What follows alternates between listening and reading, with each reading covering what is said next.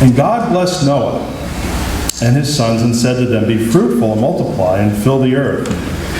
The fear of you and the terror of you will be on every beast of the earth and on every bird of the sky, with everything that creeps on the ground, and all the fish of the sea. Into your hand they are given. Every living thing that is alive shall be food for you. I give all to you, as I gave the green plant. Only you shall not eat flesh with its life, that is, its blood. Surely I will require your lifeblood. From every beast I will require it, and from every man's brother I will require the life of man. Whoever sheds man's blood, by man his blood shall be shed. For the image of God he made man. As for you, be fruitful and multiply. Populate the earth abundantly and multiply it." Then God spoke to Noah and his sons with him. We'll stop right there. In the course of our lives, we experience tremendous losses. They come in different forms and fashions and sizes. We lose friends, sometimes just because of differences. We'll lose family members that move on. We live in a very transient society, so it's not uncommon to, see children, the life just upping and moving 2,000-3,000 miles away because of a work situation. We suffer loss when it comes to, just physical loss. I mean, people, we age and no one escapes entropy. We will all die, and it's a very sad part of our existence as humans, but it's part of what we go through, and there's no escaping that. We lose jobs, we lose our health, we lose sometimes our sanity a little bit if you're taking care of little kids and you're juggling a lot of diapers. There's just senses of loss. We lose our freedom sometimes. And with all of that loss, we have a tendency to just struggle. It's very depressing. It's very difficult to get through. And the question that we raise here is, how do I contend with the losses in life? Whether it be physical, emotional, whether it be financial, a job, whether it be watching our children grow and move on. I mean, this is graduation season, and it's an exciting time, and people are looking forward to having these graduation parties and seeing their children grow into young adults and then move on off to college and trade schools and the military, work situations, and this is normally a time of great hype and excitement and joy, but it's also bittersweet because we know that as this chapter comes to a close, and as somebody walks across that stage and gets their diploma, life will never be the same. Things will be different. In fact, I had a professor in seminary, every time graduation rolled around, he fell into depression for 3 weeks because he missed his students. He was so attached. This loss, how do we contend with this? Noah has gone through loss. And we know that. We looked at it 2 weeks ago. I mean, he has lost family. He has lost friends. He has lost his farm. He has lost any sort of contact he has had. He's at ground one here. He is just beginning life anew. He has worshipped. He has sought after the Lord. And now God is giving him the prescription by which he's going to contend with that loss in response to Noah's worship. And that's what we just read here in Genesis 9, 1 through 7. It is simply this: life goes on. And I just wanted to share a few thoughts from this passage, sort of more like maybe not necessarily a sermon, more like a fireside chat kind of a thing. But we find in this passage there's two bookends, and then there's some provisions in the middle. And the parallels are just tremendous for how we are contending with some of our struggles as well. We open Genesis 9:1 here with this idea of be fruitful and multiply. Go out into the earth, subdue the earth, rule over the fish of the air, the birds of the sea, birds in the sea, everything. Just go out and fulfill your purpose. And that was to procreate. And he opens with that, and he says, God blessed Noah and his family. And he's bringing Noah back to the original purpose for humanity, to represent God, to be the ambassador, to be that partner with God and to oversee the creation. And that's reiterated once again at the beginning of this passage. And then he goes on to say that the fear of humanity, the fear of man, is going to now grip the souls of the animal kingdom. It wasn't like that before. During the antediluvian age, before the flood, there seemed to be a unique harmony between humanity and animals, and now all of a sudden, the critters are going to be scared. And there's going to be the sense of shock and awe and terror. And we see that. Talk to anybody who's a deer hunter. They will affirm this truth. You could be watching those same 10 deer in one field for 6 months. You could have them on your video camera. You could be tracking them and tracing them. Opening day deer season comes by, and those critters are in Barbados. They are gone. They know. They understand these things. It's the greatest frustration that anybody who's ever taken up a bow or an arm, I mean, they bolt. And it's because there's that fear that's come over them. And it's like, why is that? And it's because God is offering a sense of protection. Because now animals are going to be on the menu. Prior to the flood, humanity was vegetarian. Now we're now omnivores. Everything is fair game, no pun intended here. And because of that, God has put in this unique provision to protect the animal kingdom, so they have a sense of fear and wariness of people. And more often than not, you see, animals, they just take off. I mean, they just come running up to you and nuzzling with you, the wild critters. And that's a purpose. There's a reason behind that. It's also a reminder of the effect of sin.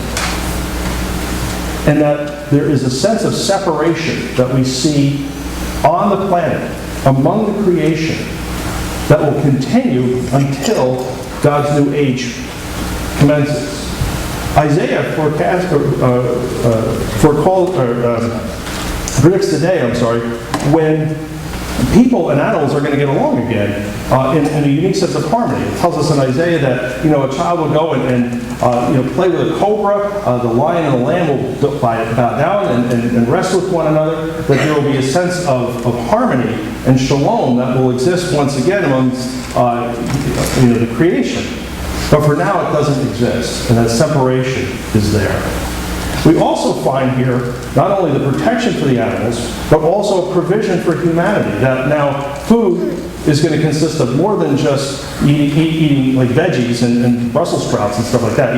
Bacon is on, all right, and scallops, and you can go out and eat these things, and all of God's people should be saying amen to this story, because this is, you can have a tasty steak and not feel guilty about it. So we find that God is providing for the needs of humanity in a unique way, whereby we're not just consuming plants, but we're not going to be able to have meat as well. So this provision is being made.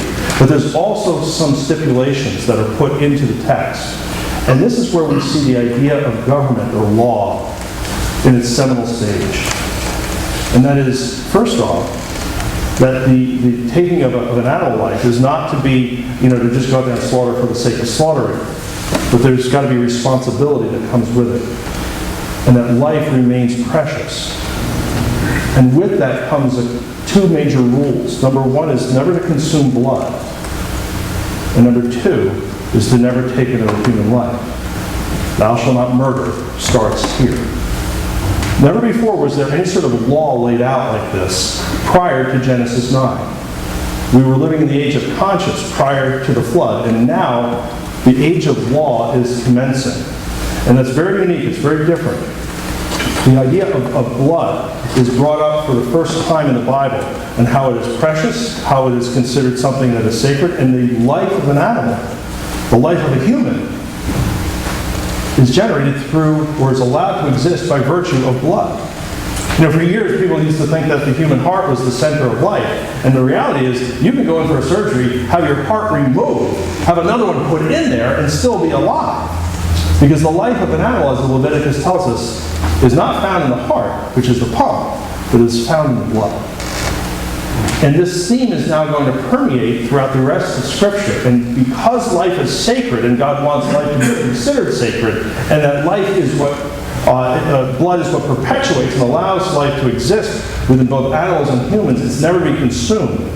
There's also protective provision in here, because prior to the flood, it is believed that those who were involved with cultic worship practices saw blood as a means of obtaining life and spirituality and nourishment, and it was part of cultic worship. It is even post-flood by some of the various peoples around the globe.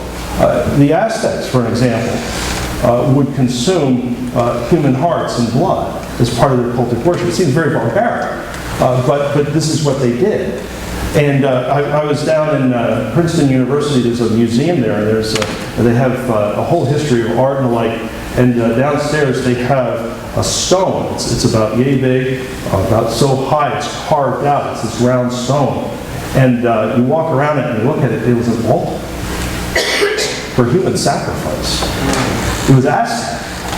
I looked at it and think, I'm not touching it. It's like, it was creepy looking. And I'm thinking to myself, people died on this rock.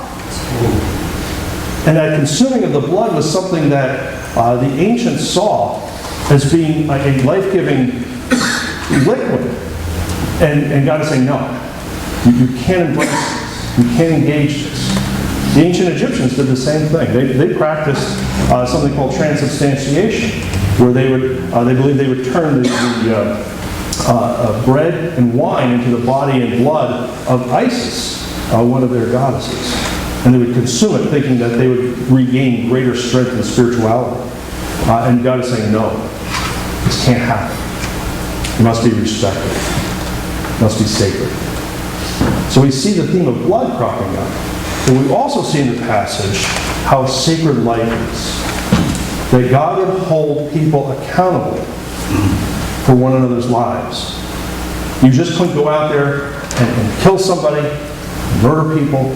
Now this does not include self-defense. I want to put in a caveat here. You were allowed to defend yourself. This was not considered a defense in an act of war. And capital punishment as well. But what we find is that now God is going to hold humanity accountable. And that accounting is going to be given both to people and to God. And this is, believe it or not, the foundation, if you would, of government. The role of government is established right here. In that there would be a sense of responsibility whereby each of us would have to give an account to the other if we were to take another human life by virtue of murder. And there's the notion of capital punishment and the concept of what we call lex talionis, law reciprocation. It's a Latin term. That from here on out, there would be a consequence if one breaks the law. And we find this, again, in seminal form, and it's developed later on in Levitical law, and now we see it even in British common law and American law. The idea of an eye and eye, a tooth for a tooth. You steal something, you have to pay the price. There's going to be consequences to our actions. Prior to the flood, there weren't consequences. Now there would be. And that's the idea of lex talionis. And this is established here right in Genesis chapter 9. So we not only have this protections provision, but we also have rules and regulations that are going to be executed and instituted to keep people at peace. To keep us from killing each other, from doing horrible things. God establishes this. And He brings us once again back to the notion that people have been created in the Imago Dei, the image of God. And that, sadly, has been lost. Here we are, millennium later, and the sacredness and the value of human life has been chucked by the wayside. When we rip children out of the womb, when we are supporting this idea of euthanizing our seniors, we can see it up in Canada, the ability to go out and just, they call it mercy killing. You know what that leads to? You know where that goes?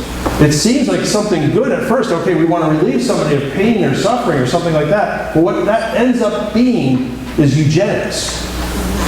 What ends up happening when we say we're going to start eliminating people, we're going to start taking life, we're not going to value it as sacred, what that leads to is what we saw in the Third Reich. That's the exact rationale that Adolf Hitler used with the Nazis to exterminate an entire group of people. For the sake of the good of the whole, we're going to remove some over here. We're going to take out the infirm. We're going to take out the weak. We're going to take out those who are struggling. We're going to take out those who have disabilities. We're going to take out those who have Down syndrome. That's the rationale. That's how the mind is warped and works. Right now in Iceland, there's almost no children in the nation of Iceland that have Down syndrome. You want to know why? Because they test you beforehand and then they tell you need to kill them. In utero.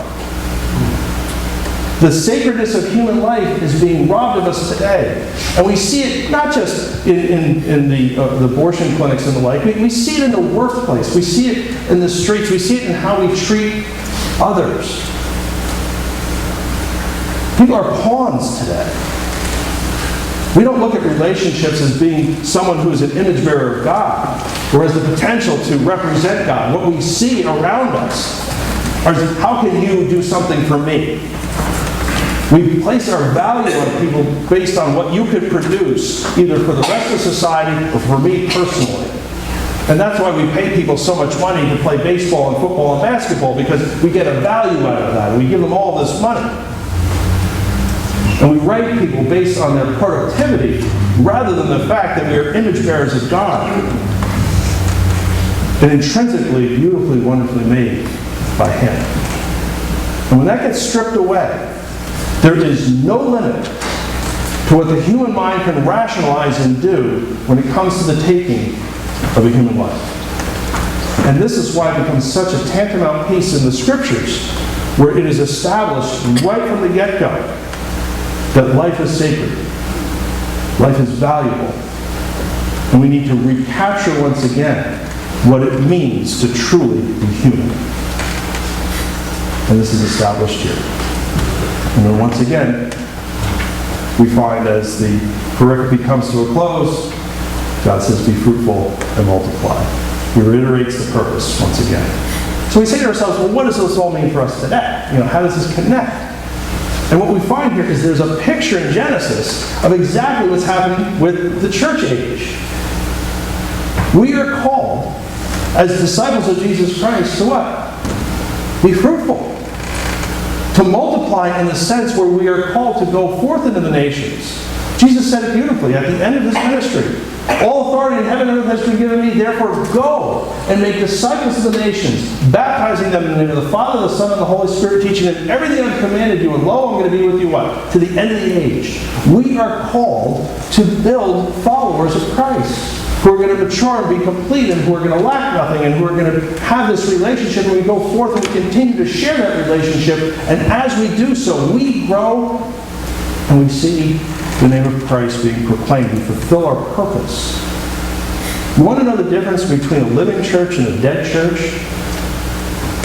And there's a lot of dead ones out there. The difference between the two is how we respond to that wonderful commission, that great commission, to go forth and grow and build and make disciples. When we become so involved with ourselves, when we become so intro-focused, what ends up happening is that we rot from within. And it's the old analogy, why is the Dead Sea dead? I mean, I've shared this a million times. Because it has no outflow, it has no output. It just collects and collects and collects. When we have a consumer mentality as Christians, and we just come in here to get something, we're going to get fired up by Jesus, we're going to have our lives put back together again, we're going to come in here, we're just going to take. When that's the mentality of a church member, what ends up happening is that there becomes lifelessness, because there needs to be output.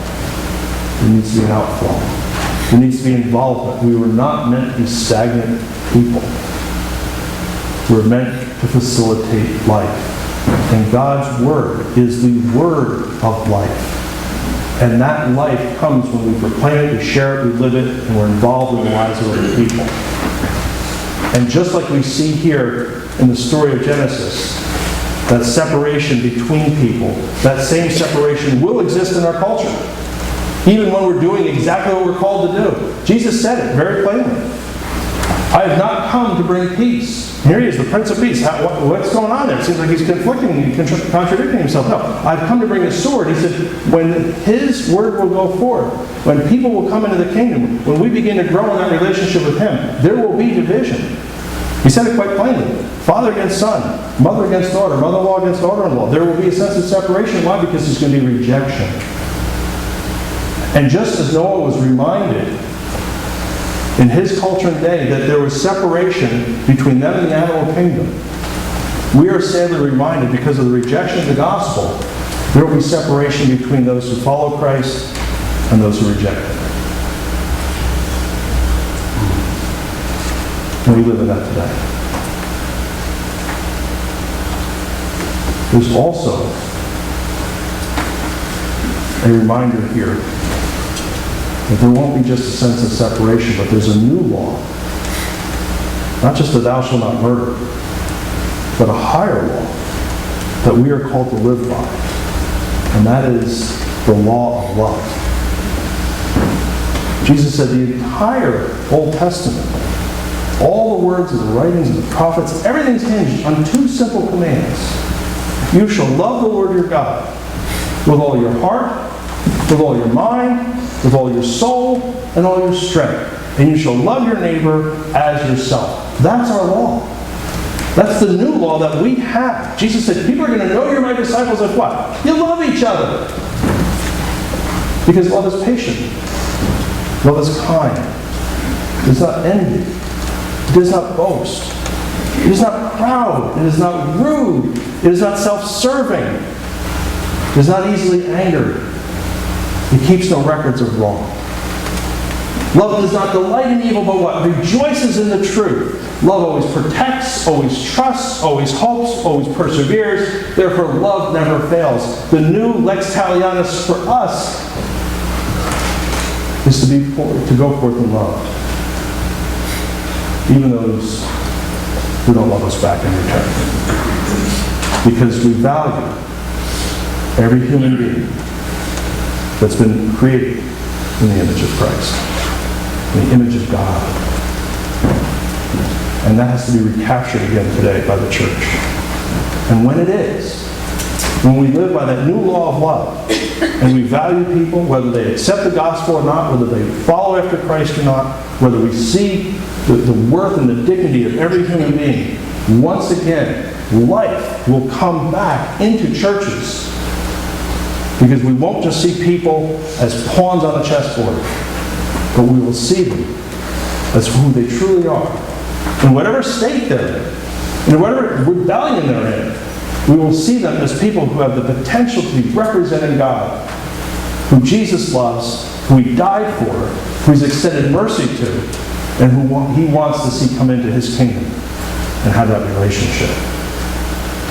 It's a radical shift. Now you think to yourself, what does that have to do with my personal loss? Everything. Watch how this works. I'm going to give you a picture and then we'll wrap it up. In 1996, our family went through a very, very difficult time. We lost both my grandparents in about a 5-week period. My grandmother had been battling cancer. She'd been wrestling with it for about 11 years. It got worse and worse and worse. Her pain level was through the roof. Her body was just breaking, was falling apart. Back and forth to the hospital, all sorts of treatments. She finally succumbed to it in the spring of '96. Right before she died, my grandfather went into a diabetic coma. He had all sorts of problems, strokes, and his health, he just fell apart in a matter of a week. In and out of hospitals, rehab centers. He dies 5 weeks later. We're devastated. We loved my grandmother and grandfather. They were near and dear to our hearts. And here we get hit with this enormous loss as a family. But that year, something else happened. As we're grieving, as we're struggling, we're also looking forward to the birth of our son. One generation had left. And a few months later, another generation was to be born. And what helped us through that bereavement time, that grieving, that pain, and that struggle, was the fact that as we were saying goodbye to one, we began to look forward to another. And life went on. And life must go on. Because the alternative is to become stagnant and die. And I've seen this happen. One of the greatest tragedies I've ever watched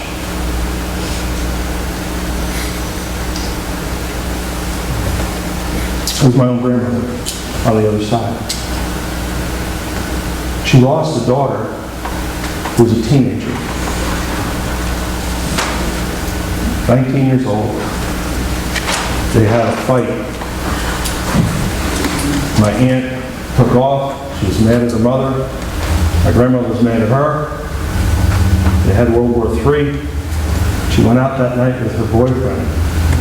And as she was walking home with him that night, a car came whooping around.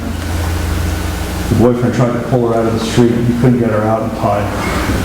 She was killed instantly. My grandmother and grandfather suffered a horrible loss. A few years later, my grandmother's sister was diagnosed with leukemia. And over a 2-year period of time, she died. And what was so tragic about that loss was the fact that we didn't lose one family member, we lost 2 that day. Because my grandmother quit. She just quit on life. She had no desire to move on, she had no desire to interact with people, she had no desire to do anything. She had grandchildren, she had friends, there was all sorts of opportunity in front of her. And she just cocooned into a hole. And in 2 years, she died a young death of a stroke. And I believe she died of a broken heart. His life never went on. And I share that story because if we don't learn to move forward after we suffer losses, if we don't learn to get back into the purpose that God has for us, what's left? We're just stuck in some place. And we will just rot from within. And it's a sad tragedy that's repeated over and over again. And the moral of the story is really quite simple. We grieve, we accept our losses, but we move forward because life must go on. And that's what Noah learned, and that's what we have to learn as well as we go through some of the major painful moments that life casts upon us. So this morning, as we bring things to a close, maybe you're struggling, maybe you're hurting, maybe you've had somebody or something ripped from your life, and you're having a tough time with it. I'm here to share with you that you are still loved, that there's purpose in your pain, and that life can go on as we re-engage the purpose that God has placed us here, and that is to build disciples of Jesus Christ. Let's pray.